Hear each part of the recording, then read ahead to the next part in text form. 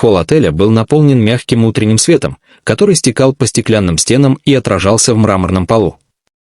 Люди проходили мимо, кто-то торопился навстречу, кто-то пил кофе, кто-то спорил по телефону, обычная рутинная картина. И среди всей этой суеты стоял он. Высокий, уверенный на первый взгляд, в дорогом костюме, но со сбитым дыханием, словно человек, который только что бежал от собственных проблем. Его взгляд метался по лицам людей, словно он искал кого-то конкретного, но не находил. Пока не увидел ее. Она вошла спокойно, будто просто зашла купить кофе перед работой.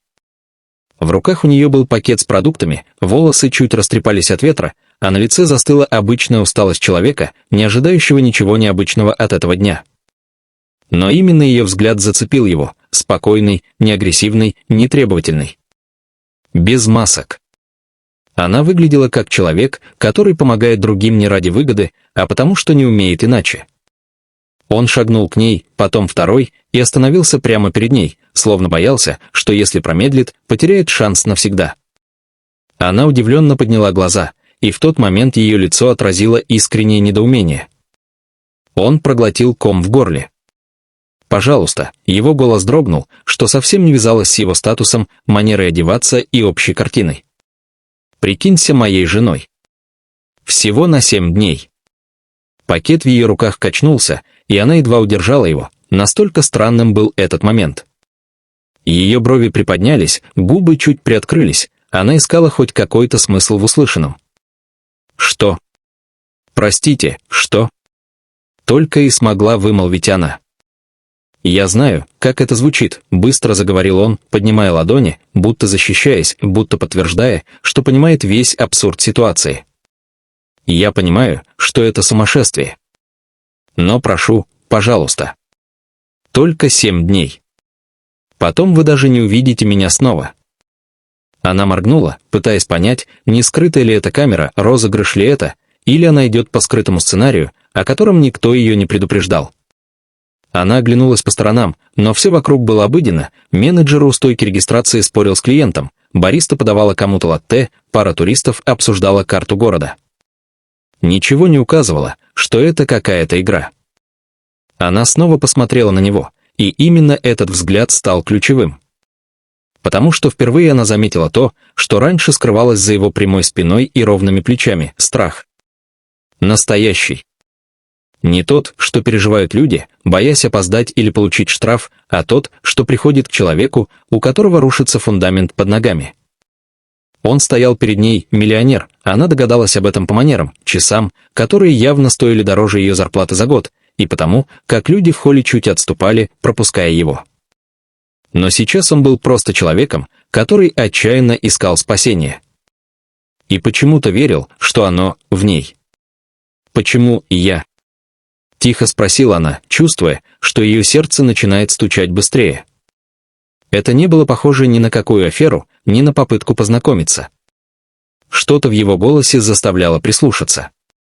Он глубоко вдохнул. Ему явно было нелегко говорить. «Потому что я видел», он замолчал, подбирая слово. «Я видел, как вы на парковке помогали старушке донести сумки. Вы не знали, что я смотрю. Вы даже не думали, что кто-то оценит. Вы просто сделали это. И в тот момент я понял, вам можно доверять». Она задумалась. Слова были странными, даже слишком эмоциональными, но они звучали искренне. До боли искренне. Слишком для того, чтобы быть тщательно продуманной ложью. Но что могло заставить богатого, уверенного мужчину подойти к незнакомке и умолять о том, что звучит как сцена из фильма? Что довело его до такого состояния, что дрожь в пальцах стала сильнее, чем его гордость? Вместо ответа он просто сделал шаг назад, словно боялся напугать ее еще сильнее. «Я все объясню», — сказал он. «Только, пожалуйста, не уходите».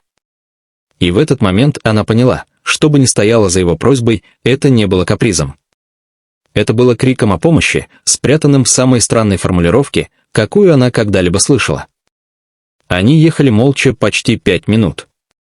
Машина двигалась мягко, почти бесшумно, но внутри царило напряжение, которое можно было буквально потрогать руками.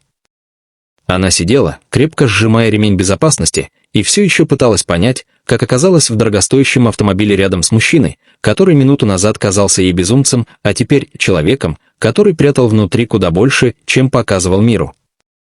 Он держался за руль чуть крепче, чем нужно. Суставы пальцев побелели, а взгляд оставался прикованным к дороге, будто он боялся, что если задержит его хоть на секунду, потеряет контроль над собой.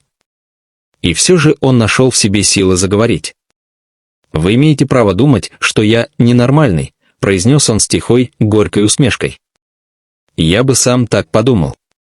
Она не ответила. Она просто ждала. Ее молчание оказалось его единственным способом выговориться, и он почувствовал это. «У меня нет выбора», — начал он снова. Или, точнее, у меня почти нет выбора. Все, что сейчас происходит, он выдохнул. Это последняя попытка удержать мою жизнь от полного развала. Ее плечи чуть дрогнули. Она хотела спросить, каким образом, но понимала, если торопить, он может замкнуться. Она чувствовала это почти интуитивно. В моей семье, он замолчал, выбирая слова, будто каждая имела вес.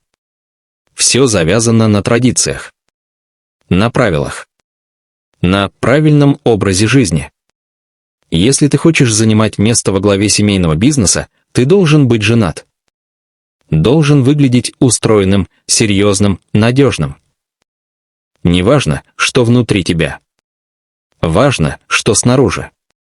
Он усмехнулся так тихо, будто смеялся над собственной жизнью. Совет директоров угрожает снять меня с поста.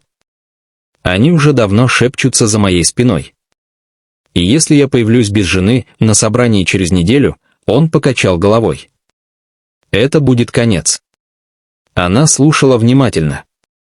Каждый его жест, каждое слово говорили о человеке, который привык все держать в себе, но сейчас достиг точки, где молчать просто невозможно. Но это, она осторожно посмотрела на него. Это ведь всего лишь бизнес. Вы сказали, что причин больше.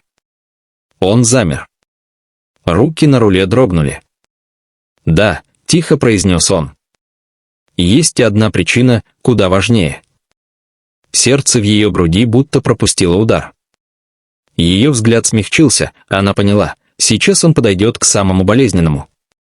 «Мой отец», его голос стал ниже, почти шепотом. Он тяжело болен. И ему нужно дорогостоящее лечение за границей. Он упрям, он сильный, он никогда ни на что не жаловался, но сейчас он прикусил губу, стараясь не сорваться. Он сказал, что хочет увидеть меня счастливо женатым. Что это даст ему спокойствие перед тем, как голос сорвался. Она опустила глаза, чувствуя, как ее собственное сердце защемило. Она не ожидала услышать что-то подобное. Это было слишком честно, слишком хрупко. Для мужчины его статуса почти непозволительно откровенно. «Я не могу сказать ему, что у меня никого нет», — продолжил он.